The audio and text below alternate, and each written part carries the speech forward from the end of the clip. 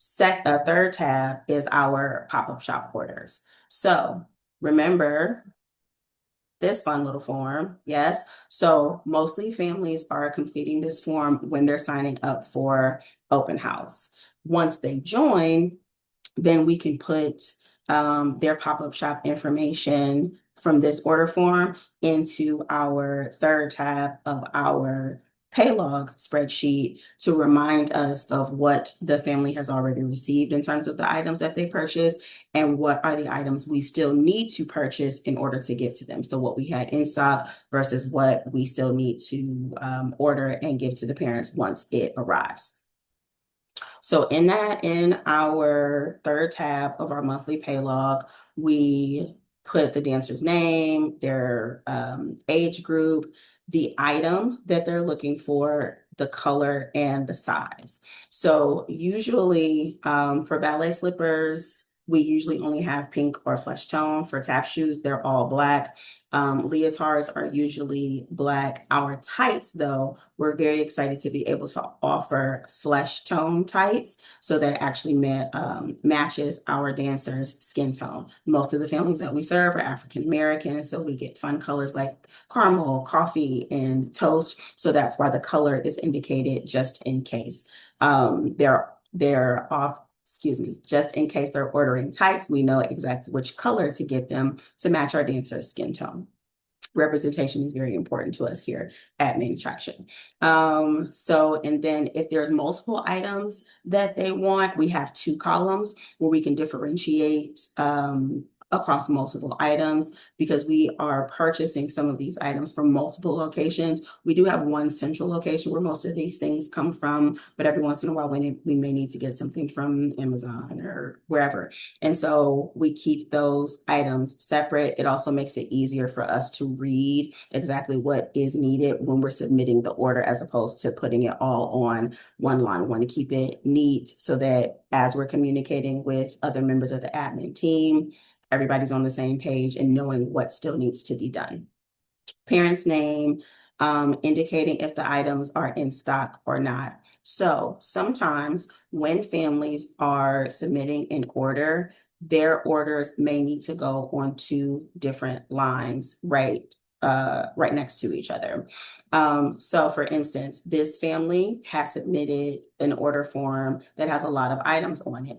Now, for some of the items that they are requesting, we do not have them in stock. So we put all the items that we don't have in stock on one line because those are the things that we still need to order. For all the items that are in stock, we put them on a separate line and indicate, yes, we do have them in stock. Scrolling over, so here's the fee. That's the total fee of all of the items that they requested that are not in stock.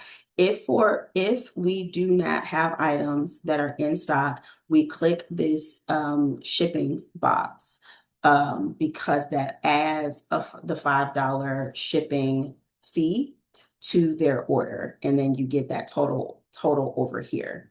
Then the same way we indicate the date that it was paid and the method. Most of our pop-up shop order forms are processed through Square. This is a way for us to keep our bookkeeping and accounting straight. Square is usually the only app that we use when we're processing for apparel and other pop-up shop items. Then we indicate the date that we submitted the order, and then we indicate the date that we gave it to the parent. This, again, helps us communicate with other members of the admin team. It also is a way for us to make sure that we're able to communicate clear information to families regarding whether or not they have received something, and we can communicate to them what the time frame is for when they can expect to receive the out of stock items once we order them.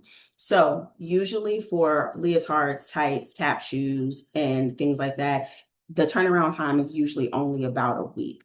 For our dance bags, on the other hand, as you can see this third entry here is for a dance bag. We actually have to send out for our dance bags to be made by a print shop.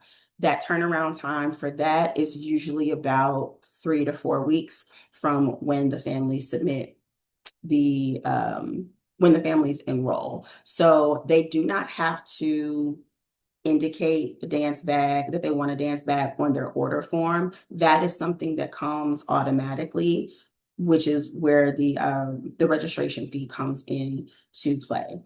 And so that payment method is a little different. We just indicate that because the family has already paid tuition, which includes the registration fee, the bag has been taken care of by that payment. And then the date that we let the print shop know we have new bags that we need to order. And as you can see, that date that we were able to give it to the parent is about 3 to 4 weeks after they joined. So we're moving or going about the scenario as if our open house day was on September 7th.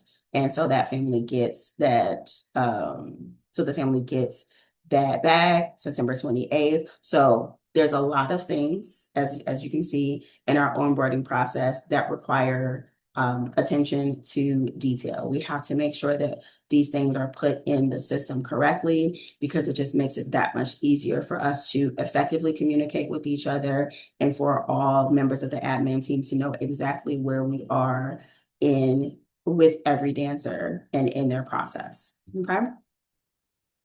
So we got payments, auto pay, pop-up shop orders.